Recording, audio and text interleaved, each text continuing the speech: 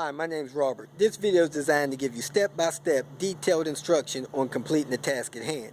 Visit my YouTube channel and watch my disclaimer video. And please like, share, and subscribe.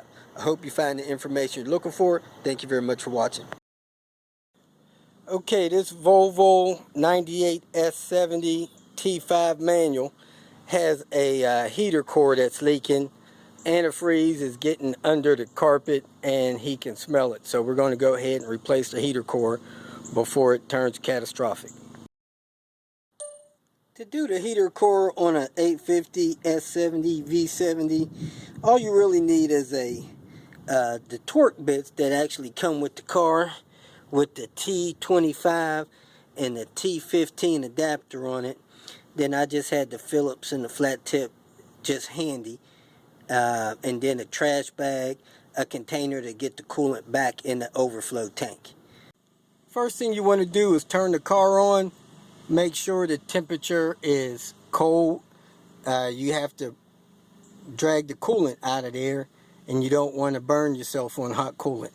So make sure the temperature of the car and the motor is totally cool. Anytime you start this car, coolant circulates through the heater core. So it's always hot and ready to supply heat to the cabin of the car.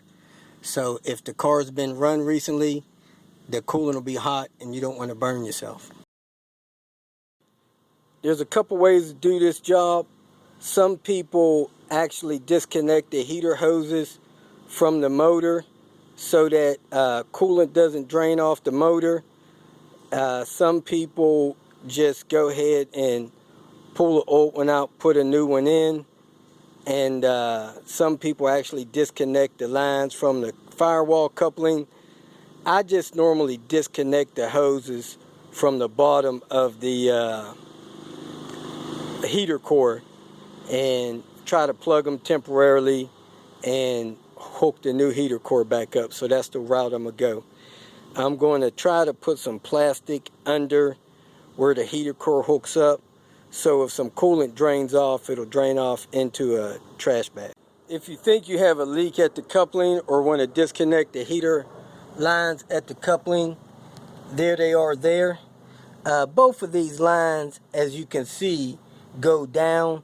So I don't know how coolant would force its way up and through those lines unless it's just, cooling off the top of the block or something.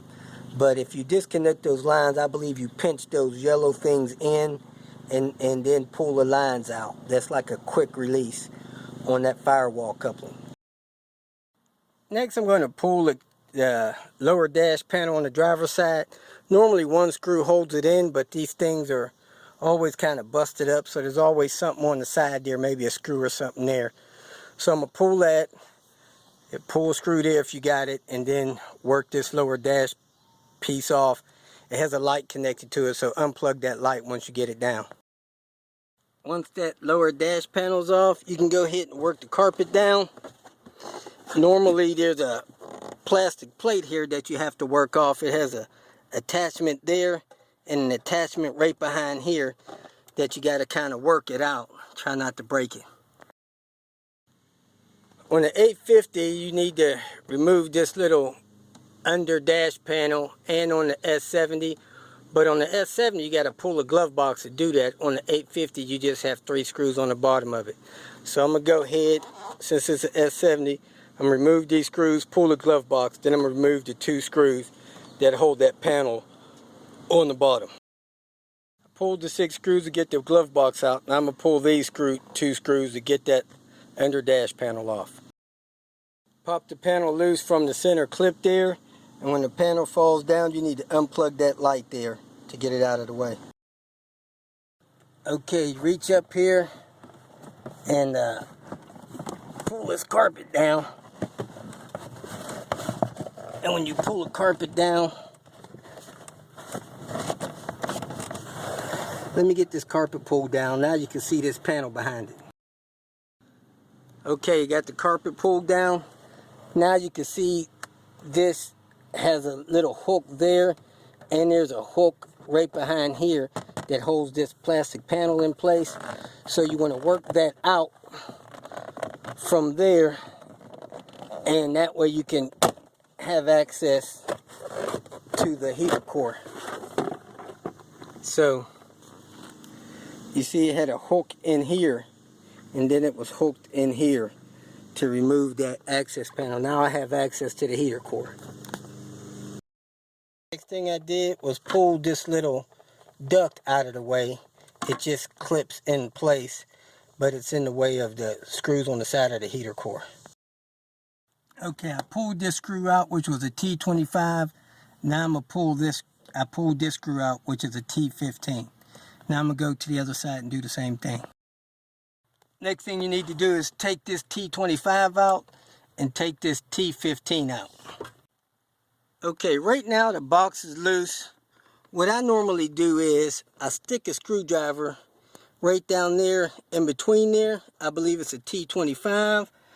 I stick the screwdriver in there and I pull that screw out, and then I work out the heater core. Now I put a plastic bag under it, because when I unplug it, when I pull it forward and unplug it from these pipes going up there, if it's got a lot of coolant in there, all the coolant is going to drain out of that heater core. And this car is a stick shift, so you got your shift cables here. So I'm going to go ahead, pull that screw out, all the way out. I'm going to slide a trash bag under there to catch the coolant, and then I'm going to work the heater core out. Most of the time the heater core goes out the passenger side, but what you do is you pivot it toward the back of the car, toward the shifter, and then work it out that way. So let me go ahead and pull. Okay, here's the screw I got out of the heater core. You can see it's kind of corroded, maybe has some coolant residue on it. So I'm gonna go ahead and put my plastic bag under there and work that core box out. I bumped the core while I was putting the plastic bag under there, and as you can see, coolant is coming out of the core and filling up this plastic bag I have. Okay, I did retrieve the core in the bottom of the box from the passenger side, and some of the coolant did drain out of the motor because the overflow reservoir is empty now. But I did catch it, put it in some bottles from the trash bag, and here's the core. As you can see from where the top of the core mounts to the aluminum, there is some evidence of leaking there. The same down in the bottom. So what you do is you take these what may be T15s or T20s off these four, and you connect the new core there. As what is common with Volvo parts, as you can see, this is a Volvo branded core. I think Bayer makes the Volvo cores, but there's a debate going on as to what core you should replace it with. People's been replacing cores and them failing in 3-4 years, stuff like that. There's a company that's now selling cores that's supposed to be better than OEM, or as good as. That's yet to be discovered. That core may have lasted 12-13 years.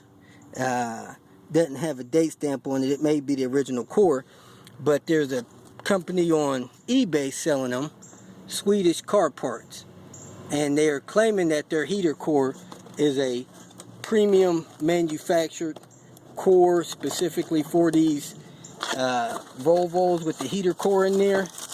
They come with the new seals. They come packed very well, and let me take it out of the packing so I can show you what their benefit is supposed to be.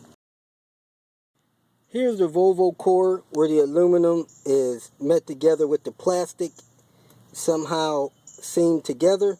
This is the core that comes from the Swedish car parts on eBay. It has a metal lip that clamps the plastic together with the aluminum, and it comes packed with new seals. This core is has been used by a few of the guys on the Volvo websites. They claim they have not had any problems in 3 years. So we hope that this core lasts at least as long as the OEM core. As you can see, the air gasket comes already installed on it, like on the other one. And some cores give off bad odors and things like that. When you install them, this core is not supposed to have that issue. So I'm going to install this core. Hopefully it'll last 10 plus years. And if you bought a core from the dealer, I heard they're upwards of $230. Nieces is supposed to be good cores. Bears are good cores. 100 something odd dollars, $130 to $160. This core costs $40 shipped off of eBay. So that would be amazing if this is a better manufactured core and it only costs 40 bucks. Let me go ahead and prepare it for install. Okay, when I stack up the old Volvo core with the new core, the Volvo core seems to be a thicker core. Not sure if that'll matter, but it is a little thicker. I did notice that. Okay, I removed the 4 T15 screws, and I'm going to go ahead and pull this core out of the housing, and I'm going to go ahead and install the other core in the housing. It's only possible to put these cores in the housing one way. I'm going to go ahead and date the bottom of this heater core with a Sharpie so we can have a record of when it was installed in case the car outlasts the core. I'm going to take these 2 O-rings and lubricate them with some coolant and place them inside the hole right here so that they fit over the tubes. I'm actually going to slide them over the tubes and then slide the tubes through them when I go to mount them. So I'm going to take these 2 O-rings, lubricate them with coolant. Okay, from the passenger side, you can see that the old O-rings are still on there. So I'm going to pull those O-rings off and slide the new ones on. Okay, now I got the new O-rings on there. I'm going to go ahead and from this passenger side, slide this box in place, trying not to damage the heater core fins. So once I get it in place like that, I'm going to go ahead and pivot it into place and put the screw in the center to lock the lines on first, and then I'm going to secure the box. When you're working the core back in, there's a drain tube right over here toward the passenger side, and these shift cables, you gotta kind of work this box over. Try not to damage your core when you're doing that, because you could be putting pressure on your fins as you pivot that core in place. Now that I got the core pivoted in place, I made sure that the lines are inserted in the bottom of the core. Now I'm going to reattach that screw in between the inlet and outlet lines down there. Now that I have that screw in between the lines tightened all the way, I'm going to go ahead and secure the box with the T15 there and the T25 up there on both sides. When you come back on this side, make sure this drain is still in place. Make sure this gasket is in across the core to keep it sealed. The core compartment, put in that T25 up there and this T15 here. Now that you got the core secure, go ahead and clip your vent duct back up in place. After you got your floor vent back in place, go ahead and put in your plastic panel. Okay, after you get that plastic panel in place, go ahead and roll your carpet back in place. Thing you want to do is install your lower dash panel. That piece there and this piece on this side, they clip into that plastic guide that was on the side of your heater core, and a guide right there that holds the front of the panel up, and then of course your 2 screws in your glove box hold the other 2 up. And of course, don't forget to plug in your light when you hook up that lower dash panel. Now you want to put your 2 screws in here, your lower dash panel, and then go ahead and install your glove box, the 6 screws for that. Don't tighten those screws too tight, because you'll just break these plastic mounting points. Those mounting points are pretty brittle. Okay, I got the passenger side button up. I'm going to go ahead and put the coolant back into the system, crank the car, and leak check it before I hook up and close up the driver's side. I went on ahead and put all the coolant that I was able to capture back in the overflow reservoir. Some of it did leak out onto the floor, so I'm mopping that up with a towel. But you should only add coolant to that overflow reservoir when the system is cold. So when this heater core burps in the next day or two, I'll go ahead and top that off first thing in the morning, or have the owner top it off before he starts and drives the car. So as it stands right now, I don't see any fluid dripping from this. Not that it was dripping bad before, but it looks like it's taking on a little tint of a green color. Could be my imagination. But I'm gonna wipe that down, let the car heat up, and check it with a paper towel or something, make sure I don't have any fluid there, and then I'm gonna button this side up. Okay, I don't see any evidence of leaking, so I'm gonna go ahead and put this side panel on, put the carpet in, and then put this lower dash panel on, and I'm out. If you feel that this information was beneficial, please like it and share it with your social media friends. You can also subscribe to my channel so that you can get notification of future videos that I post. Visit my channel. I have all types of do-it-yourself videos there. You can leave questions here, and I'll try to respond to them as quick as possible. You can also visit my website at robertspinner.com. Thanks again for watching.